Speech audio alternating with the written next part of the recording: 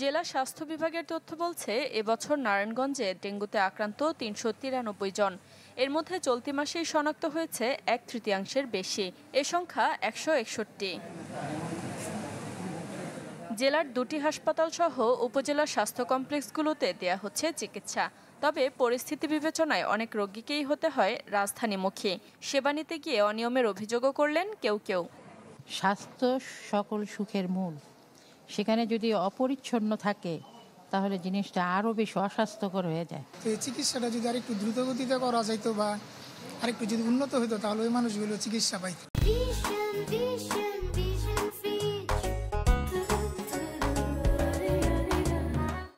নারায়ণগঞ্জ ৩০০ শয্যা হাসপাতালের উপপরিচালকের দাবি, প্রতিষ্ঠানটিতে মানসম্মত সেবা দিচ্ছেন তারা। আহ্বান জানান তাদের ওপর রোগীদের আস্থা রাখার।